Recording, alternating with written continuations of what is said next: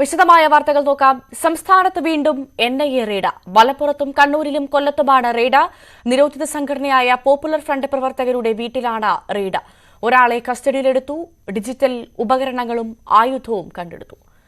നമുക്കൊപ്പം സുവി വിശ്വനാഥൻ ചേരുന്നുണ്ട്. കൂടുതൽ വിവരങ്ങളുമായി സുവി, സംസ്ഥാനത്ത് വീണ്ടും NIA റെയ്ഡ് നടത്തുകയാണെന്നാണ് മനസ്സിലാക്കുന്നത്. റെയ്ഡ് അവസാനിച്ചോ? റെയ്ഡിൽ നിന്ന് എന്തെങ്കിലും സുപ്രധാനമായ രേഖകൾ കണ്ടെടുക്കാൻ NIAക്ക് സാധിച്ചിട്ടുണ്ടോ? വിവരങ്ങൾ.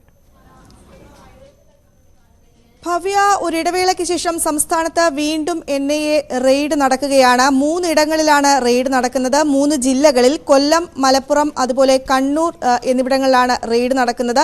മലപ്പുറത്ത് 4 ഇടങ്ങളിലും കണ്ണൂരിൽ 3 ഇടങ്ങളിലുമായിരുന്നു റെയ്ഡ്. ഈ റെയ്ഡിൽ ഒരാളെ കസ്റ്റഡിയിൽ എടുത്തിട്ടുണ്ട്. തിരൂർ ആലത്തിയൂർ കളത്തിപ്പറമ്പിൽ യാഹുട്ടിയെ ആണ് കസ്റ്റഡിയിൽ എടുത്തിരിക്കുന്നത്. ഇദ്ദേഹത്തെ തിരൂർ DYSP ഓഫീസിൽ എത്തിച്ച് ഇപ്പോൾ ചോദ്യം ചെയ്തുകൊണ്ടിരിക്കുന്നു എന്നാണ് നമുക്ക് മനസ്സിലാക്കാൻ സാധിക്കുന്നത്.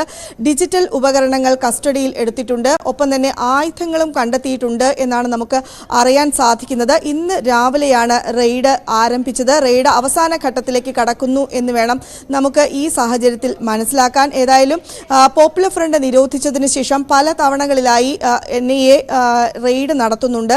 പോപ്പുലർ ഫ്രണ്ട് പ്രവർത്തകരായിരുന്നവരുടെ വീടുകളിലാണ് റെയ്ഡ് നടത്തുന്നത്. പ്രധാനമായും ഈ സംഘടന പോപ്പുലർ ഫ്രണ്ടിന്റെ നിശബ്ദമായൊരു സാന്നിധ്യം ഇവിടെ ഉണ്ട്, അതിപ്പോഴും പ്രവർത്തിക്കുന്നുണ്ട് എന്ന വിവരത്തിന്റെ അടിസ്ഥാനത്തിലാണ് ഈ റെയ്ഡ് നടത്തുന്നത്. രഹസ്യ വിവരങ്ങൾ NIAക്ക് ലഭിച്ചതിന്റെ അടിസ്ഥാനത്തിൽ കൂടിയാണ് റെയ്ഡ് നടത്തുന്നത്. ഏതായാലും റെയ്ഡ് ഇപ്പോൾ അവസാന ഘട്ടത്തിലേക്ക് അടുക്കുന്നു എന്ന് വേണം പറയാൻ. മലപ്പുറത്ത് 4 ഇടങ്ങളിലും കണ്ണൂരിൽ 3 ഇടങ്ങളിലുമായിരുന്നു റെയ്ഡ് നടന്നത്. ഇതിൽ ഒരാളെയാണ് ഇപ്പോൾ കസ്റ്റഡിയിലെടുത്തിരിക്കുന്നത്. ഡിജിറ്റൽ ഉപകരണങ്ങളും കണ്ടെടുത്തിട്ടുണ്ട്. ഭവ്യ.